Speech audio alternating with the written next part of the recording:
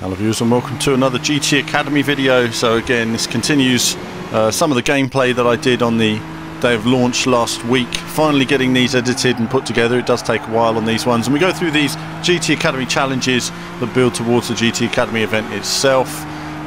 Different sections split up around Silverstone to give you an idea on how to drive each section. So we can see here a video of me racing myself and now overtaking myself, and it shows just how much time there is. There's bags of time left in this lap time. You can be much more aggressive around that section. It seems to award certainly more aggressive style than a smoother style. I prefer to be smoother myself, but certainly if you want to knock off time, you can knock off lots there. I just went through getting the gold medal standard on each one and then moving on to the next one on the day. And I haven't had much time to play it much since so far.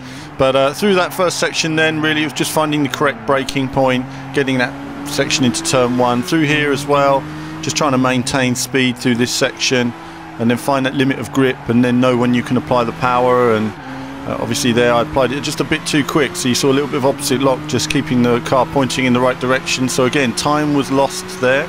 And again, a bit of a slow gear change into Copse. Yeah, very tricky. You have to brake quite early, get into that one, then you can get on the power. So there's more time to find there as well, but I was just trying to progressively use that power on the exit. Not too spectacular, just getting the job done. On to this next race, or next section, through Maggots and Beckett's, onto the Hangar Straight. And of course, yeah, just getting that first section right. Carry a lot of speed through there.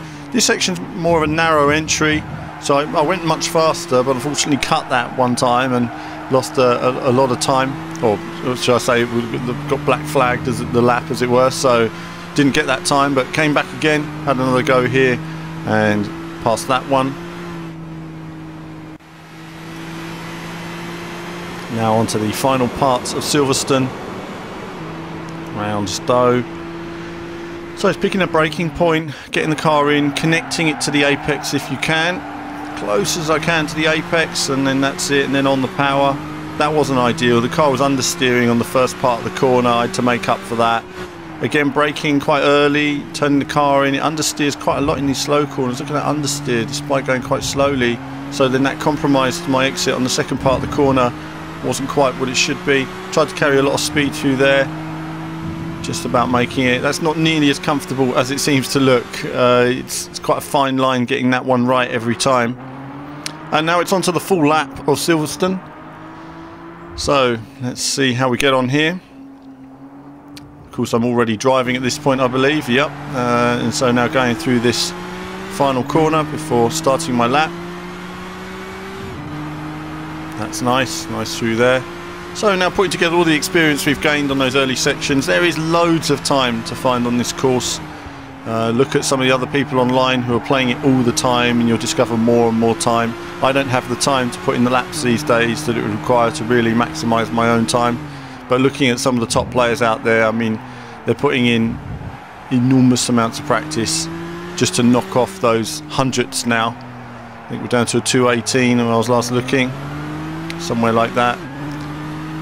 You can see the different viewpoints. You can click on any of these as well, see that full screen. So down the Wellington Straight, it's different when you're doing the full lap, because you know you just want to focus on each corner, and you've done it all section by section, but stringing a whole lap together is a whole different ball game. Trying a different technique on the gear there. I thought, do I need to shift up? I do. Of course, again here, you know, you'd need to look at the expert players as to what gear to take the corners in. Sometimes it's an impractical gear. Sometimes they reward aggressive driving on certain corners that you perhaps wouldn't do in real life. And that's Copse. I do find Copse quite tricky in this car. Again, it understeered there. It's a very understeery car, I find.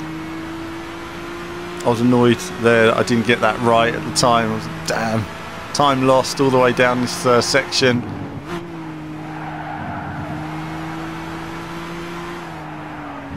Again, the car's just slightly oversteered in the first section there, and then through there it's really difficult getting the car in. It just doesn't seem to like that final section. We go down the long Hangar Straight now. So that's it, you're near the end of the lap now. You really don't want to make a mistake in this section if you can help it. Braking at roughly, I think, is the right time. The car is understeering there, but I'm compensating for it. Didn't lose too much time.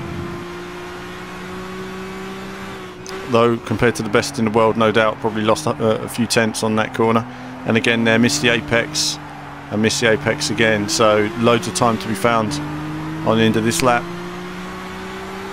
And missed another apex. So it just shows you, you know, this is a gold lap time. That takes me to a low 2:23, but you know, that was on the day obviously it started, which was just over a week ago, or just over a week ago now. So no doubt many people will be much faster, but it shows you where you can discover that time just with the driving style there is already there. There's lots of mistakes which you can improve upon. But that's it for this Gran Turismo video. There's one more to follow after this, and do click on any of these links as well. We've got lots of automotive action on the channel, and as ever, there'll be more from me very soon.